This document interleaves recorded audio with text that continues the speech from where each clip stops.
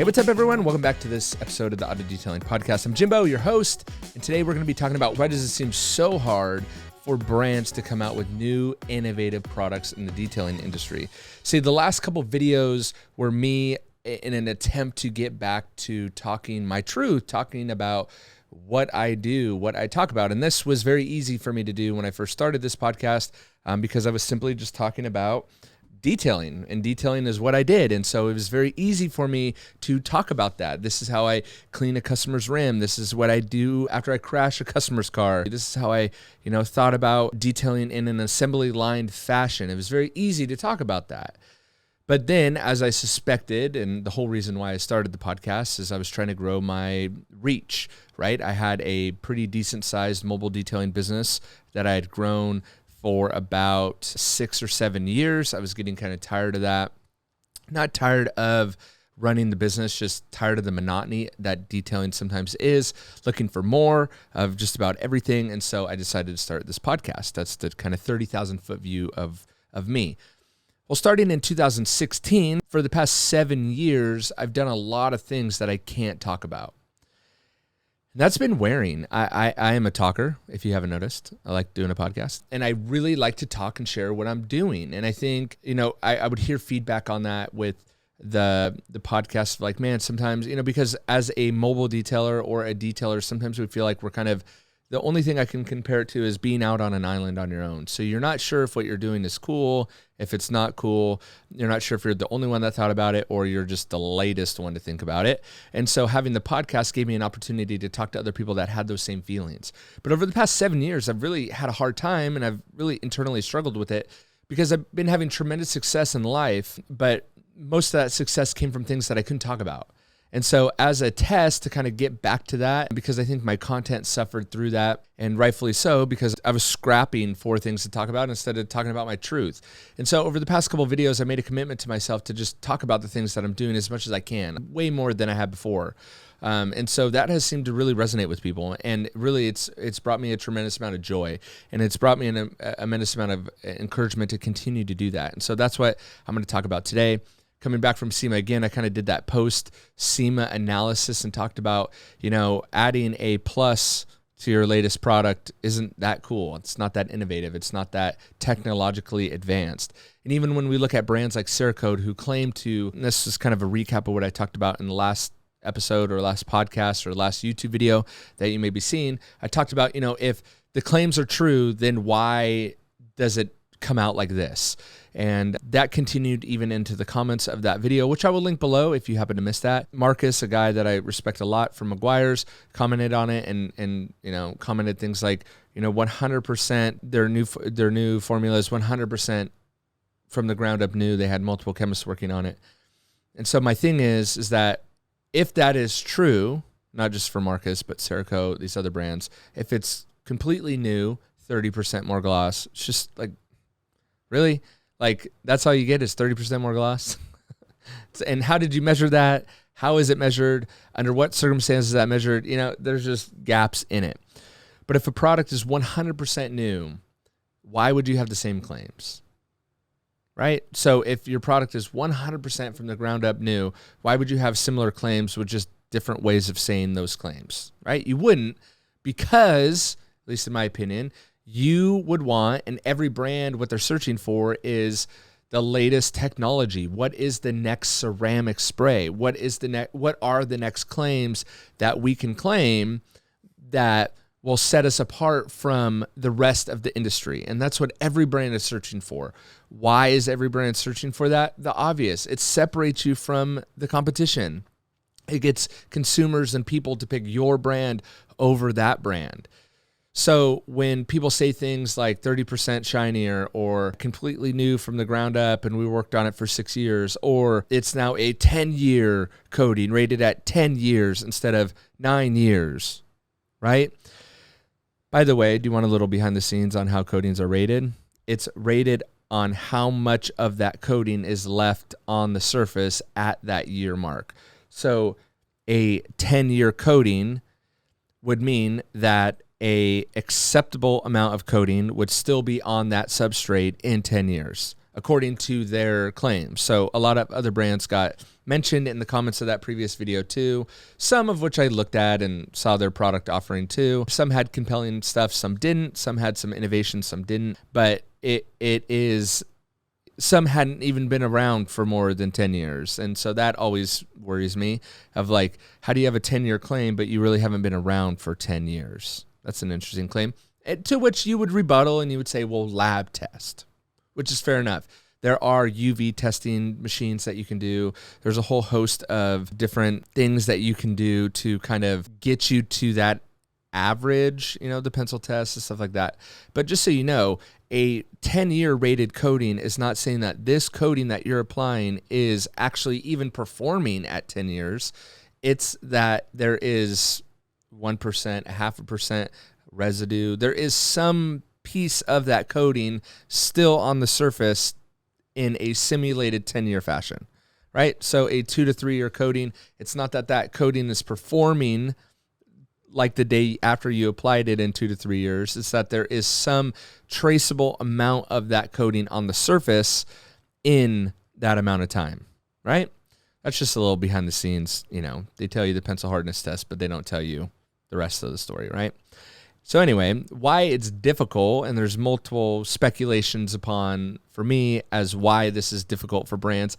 And I really honestly feel for brands. It is extremely difficult to be innovative. It is extremely difficult and continues to change. So not only has it been difficult to innovate, now it's difficult for people to believe your claims. And you got to believe, if the big dogs of the Meguiars, the Turtle Waxes, the Mothers, I didn't even look at what Mothers released, but if the big dogs, Ceramic Pro, Technic, even Gion or whatever, if the big dogs, CarPro, are having hard times innovating and kind of finding the correct words to share that innovation and to share those terms, it's difficult. Because everyone and their mother, if they're smart and they want their brand to move forward, they're looking for innovations. They're looking for that next biggest thing. And I could prove that by saying, look at what graphene did. Look at what graphene tried to do. Everyone was releasing graphene stuff, right? And so even the System X, their G Max Pro, I don't know if the G stands for gloss or graphene, or if they had it and it just happens to be the G. But everyone is looking for that new next technology so that they can grab a hold of that and run with it to make their brand seem better than the rest, right? And so that is difficult in and of itself. That is just a very hard thing to do. If you think about down to a detailing business, it's very hard to differentiate yourself from everyone else. It's difficult as you're a mobile detailer to differentiate yourself from the local car wash. It just really is. When you have a shop, it's difficult to differentiate yourself from the mobile guy, from the other shops, from the car wash, from all these other doing it yourself, all the other factors. It's really hard to differentiate yourself. That's why my overarching theme in life is you always look for the blue ocean. You always zig when everyone else is zagging. You always try to do something else. But then that becomes difficult too, because then if you start talking in these different claims, or you're not kind of quite fitting into the mold of the industry lexicon, you're saying things that may go over people's heads, and then they don't understand them, and then the technology or whatever you may have maybe gets swept under the rug because people just don't understand it. You didn't dumb it down enough, right? So that's incredibly hard too. So then what do you do with that information? You have even if you have something new, how do we communicate this something new so that people understand it and then take action to buy it, use it, whatever? Very difficult, not easy to do, right? And that's why so few brands actually do it, which is kind of my gripe was kind of shallow in that, because this is very difficult. To add on to that difficulty, unfortunately, when you work for a brand, you have, I don't want to say ulterior motives. I don't think these people have ulterior motives, but you are collecting money from that brand. If you say you work for that brand, or you rep that brand or whatever, you are dependent upon that brand for money, for your income, for your lifestyle, for your benefits, for whatever. You're relying upon that brand. I think it's natural human nature, I find myself doing it sometimes as well, that you become kind of a yes man. You kind of are you start to protect what you have and you don't want to let that go, and then you become nervous. So say even they have a chemist on staff, they are making things in their own lab. Maybe they even make their own products, right? But then the chemist makes it and gives it to some employee who is reliant upon the income of the company to pay their livelihood. Unless you have a very confident person who's very willing to kind of stick their neck out, chances are, and I think a majority of the time, that person isn't going to go against the grain. I don't even fault those people for doing that. I find myself doing the same. It's very difficult to go against the grain. It's very difficult to say, I don't really like this product. I don't really like this, and this about it. Because the person who made that product may get offended by that and may not like you, may, play corporate politics, may make your life just very annoying for where you live at. And then that creates ripples in your own life.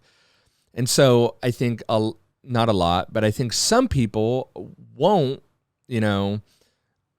stick their neck out and won't say anything, right?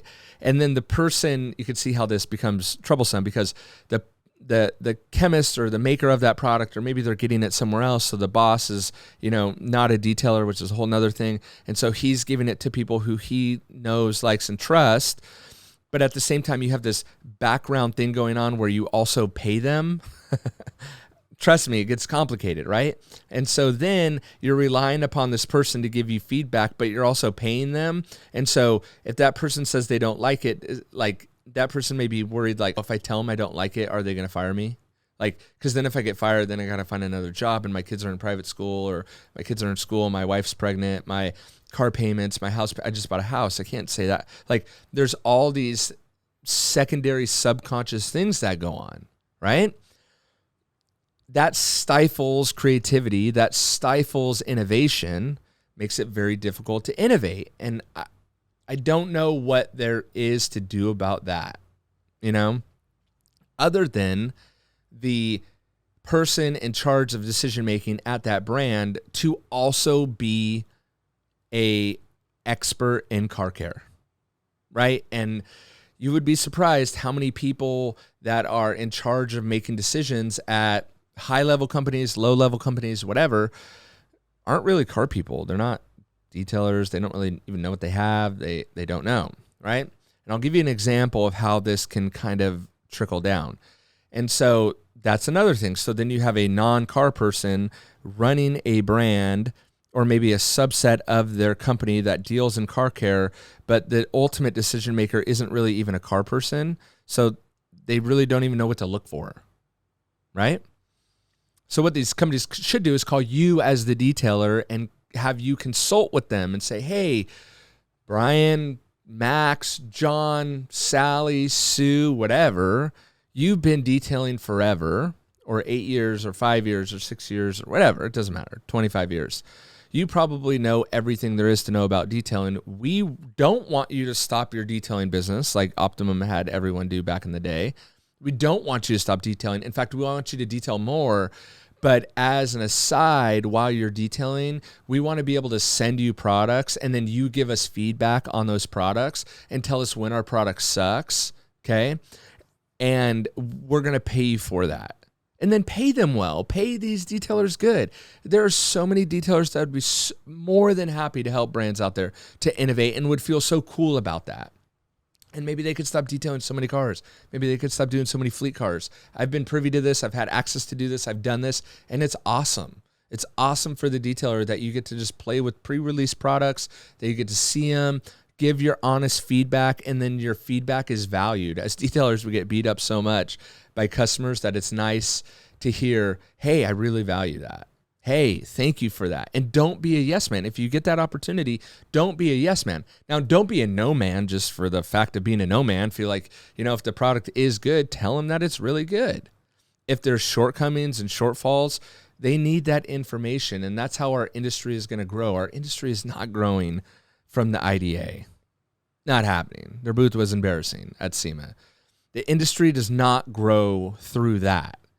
The industry grows from people pushing innovation, from detailers pushing innovation, from brands pushing innovation. That's how our industry grows.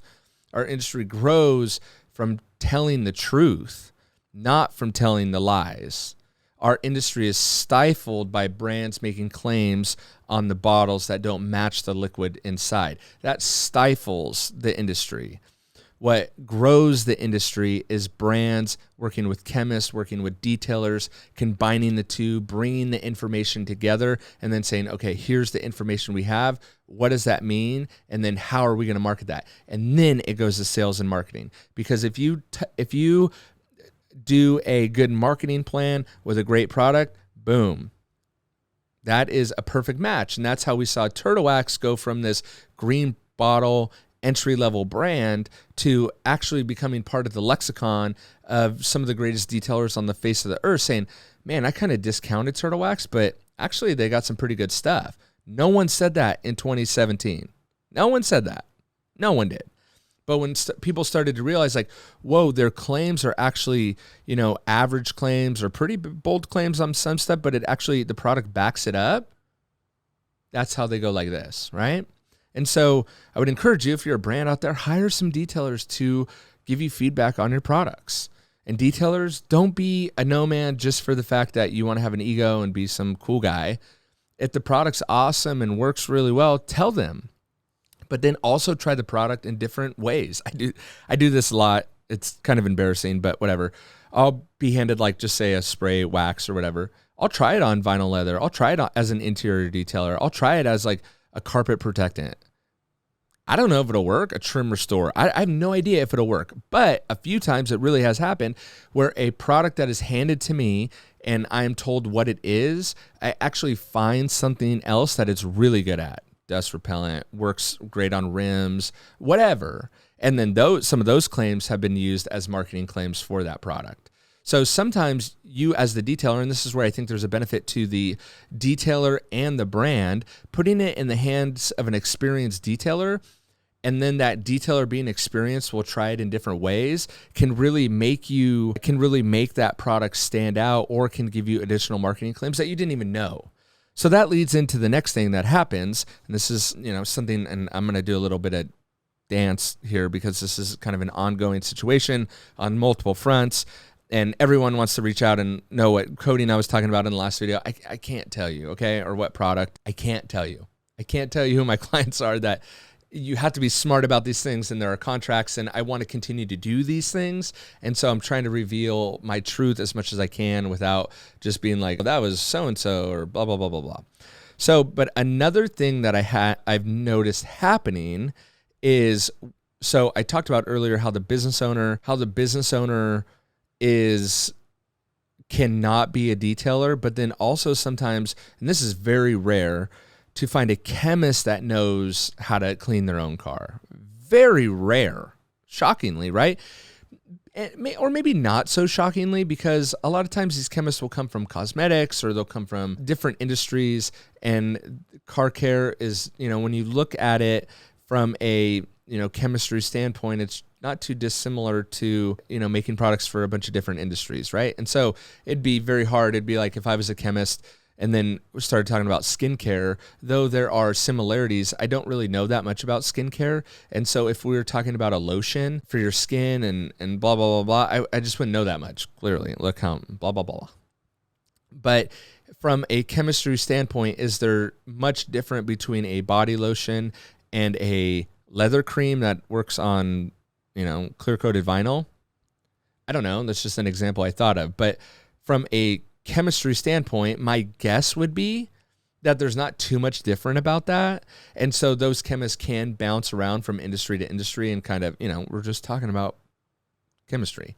And so, which is oddly enough, my least favorite subject in school, and the subject that I struggled with the most is science and sciences. I'm terrible at it, which I feel like is so ironic that I would be dealing in this arena where it has so much to do with chemistry, and I just never liked science.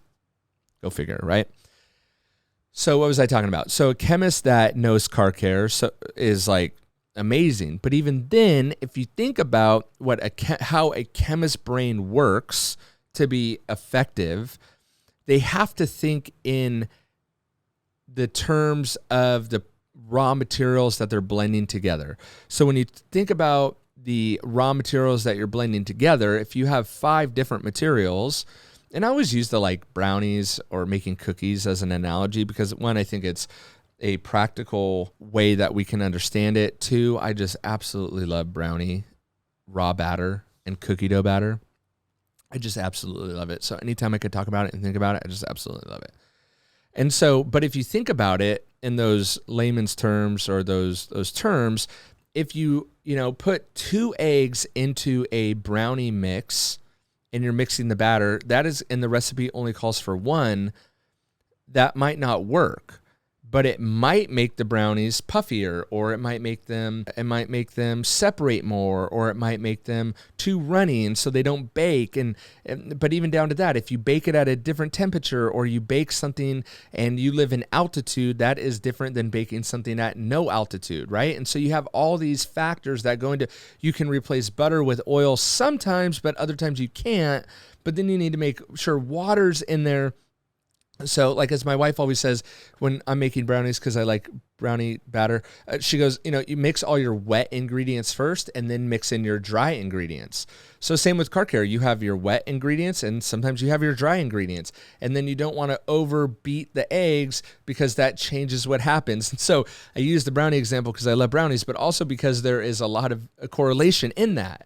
So a chemist, when someone comes to them and says, I want a ceramic spray, right, that'll have incredible water beads and, last 6 to 12 months and do all these things, it's the chemist hears that and then starts to think in their chemist brain, okay, we need polysiloxane, we can do, we need a Stoddard solvent, we need this, blah, blah, blah, blah, blah, blah, blah, blah, right?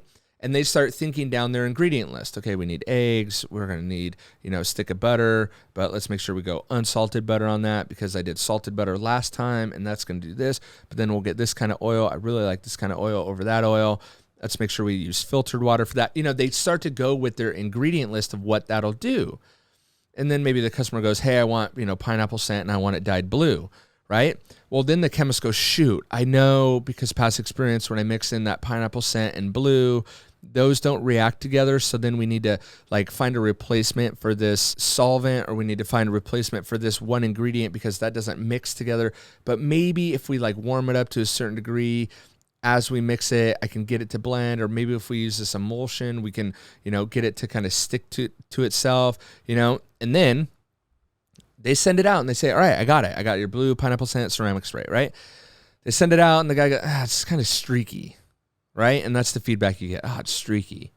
And so the chemist doesn't go, it's streaky. Let me take out the streaky agent, right? The chemist goes, okay, well, this is the thing that's probably making it streaky. So I can reduce that, but in reducing the streakiness ingredient, to be honest, I don't know what makes a product streak. Maybe I do if I thought about it, but off the top of my head, I don't. But if I take out the streaking agent, that's going to make it bead water less. But let's just say they take out less of a streaking ingredient. And then they send it back. Hey, this is blue with pineapple, less streaky. But then that person goes, it just doesn't bead water like I like it to. The water beads just don't seem as round. And the chemist goes back and, I can keep going like this forever, and it gets more complicated when you're dealing with compounds because then you're dealing with work time and dusting and wipe off and durability and blah, blah, blah, blah, blah. So you can see how incredibly difficult it is just before you get to then you're not even factoring in, hey, the owner of the company isn't really a car guy, doesn't know what he's looking for. Hey, the people that work for us don't really give us that feedback of it's a little streaky. Maybe they don't even know how to use it, right? So you could see the extreme complexity of trying to get a product that's just perfect. Even saying this out loud, I'm like, oh my gosh, this is very complex. And that's where we have base formulas and stuff like that, where I know this base works. What can we just tweak in here a little bit to make it work a little bit better? But you can see how building a product from the ground up is extremely difficult. So coming out with a new technology is extremely difficult, right? You have to, it's even talking about it out loud, it's almost like winning the lotto. And I think that's what a lot of brands think of is they won the lotto with this ceramic craze and they don't want the winnings to run out. That's actually a pretty decent analogy I just thought of, and that's what we saw at SEMA. And that's what we're continuing to see is the lottery winnings are running out and the brands are running out of money. They're running out of, maybe not money, but they're running out of ideas, which in turn is money. New ideas, fresh ideas is new money. And so you could see how extremely difficult it is for brands to innovate. And so that's good news for us as detailers. That's good news for those of us that can hold a conversation, that can read contracts, that can, talk to a chemist and a company, not, have enough confidence in our ability to not be the yes man, but then also have enough humility to be able to know that when they do have a good product, or because sometimes you have to sacrifice, you can't have like an insane, a product that has insane durability, but then also doesn't streak at all. That's very hard. And that's where we see products like Seal and Shine. It's like, man, this product's incredibly durable, but it is a little streaky, right? And so there's a constant balancing act because you're dealing with chemistry going on all at the same time. So then you have the balancing act with the liquids. You have the balancing act with the marketing team that just wants to, this is the greatest thing since sliced bread. We're going to sell a ton of this if we just call it this, right? And then you have the owners of the company or the decision makers of the company or whatever.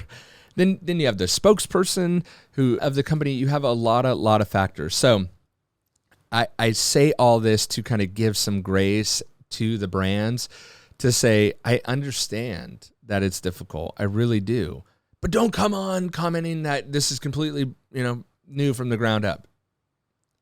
That's almost impossible. And if it is, it's not impossible, it's almost impossible. And then if it's almost impossible and you figure it out, you're not going to have claims like it's 30% glossier. It's even easier to use. It's better than wax. Like, does that make sense why you wouldn't have those claims? I hope it's making sense. And I also, as a caveat, I always leave it on the table for me to be 100% completely wrong about everything I'm saying. So I leave that opportunity on the table.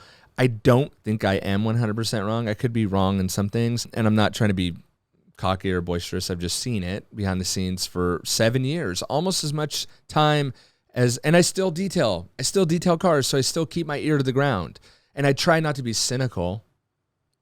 I need to work on that. I do get a little cynical, right? When I hear these outrageous claims and find out the things that I do tend to get a little cynical. So I'm working on that, but you could see the tremendous uphill battle that a lot of these brands are in. And so I think we need to show some brands some grace. It's very hard. And when you hear words like graphene, or you hear the matrix or diamond or quartz or whatever, that's why these brands get very excited by that, because they think it's their next golden egg. They think it's the next winning lotto ticket. And so, yeah, give these brands some grace. It's incredibly difficult, but I want to encourage the brands to find local detailers in the area of wherever you are. Hire these detailers and let's grow together. Let's elevate the industry. Being a part of an organization that does nothing and has a weak booth at SEMA is not pushing the boundary. It's not. Sorry to come down on the IDA for that, but it's like, that is not moving our industry forward. In fact, what brands not innovating and not hiring out detailers to grow this industry stifles everyone. And so the reason that I'm putting out these kind of, call it controversial, really I just call it my truth, podcast episodes, is I have started to realize that I may have a responsibility with the little bit of following that I have to really challenge these brands, but also challenge us as detailers to really continue to innovate, because I think the overarching thing that will happen is that if brands are innovating, products are cool, and I realize it's like cell phones. There's only so much innovation you can do. That was a great analogy someone made in the comments. I realize that there is only so much innovation that we could do, but if we continue to push the boundary forward in a truthful way, that will elevate the whole industry as it starts with professionals and then trickles down to our customers as whether you're a brand dealing with DIYers or prosumers, or trickles down to the detailer who is servicing these clients' cars, as it gets down to that, that is where we see the whole industry elevate as a whole. As detailers were able to offer ceramic coatings, it elevated their pay, it elevated the whole industry and moved us forward. That is how we move our industry forward and not get caught up in the rat race and the circle of being the same old every single time. So with that, I will end it there, but I hope that is just a continued insight of what I do, what I think about, how my brain works. And so, yeah, it's been 30 minutes, 32 minutes of me chit-chatting, but you could see the difference of when I talk about my truth compared to when I'm trying to kind of like snake around everything. It gets a little tricky. So I hope to have more podcast episodes like this. Hope you guys enjoyed this one. Don't forget, there is some little bit sneakier stuff that I reveal inside the detailing Discord. You could see and get access to that over at autodetailingpodcast.com/Discord. It's free for 30 days and it's $20 a month. I get even a little bit more transparent, showing some sample bottles and stuff like that. No labels, no brands, none of that still. I still have to protect myself. I still have to protect my clients. I have a responsibility to that. But I still want to be able to talk about it. So I hope I'm not getting anyone in trouble. I really hope I'm trying not to. But autodetailingpodcast.com/Discord. And I will catch you guys on the next one. See ya.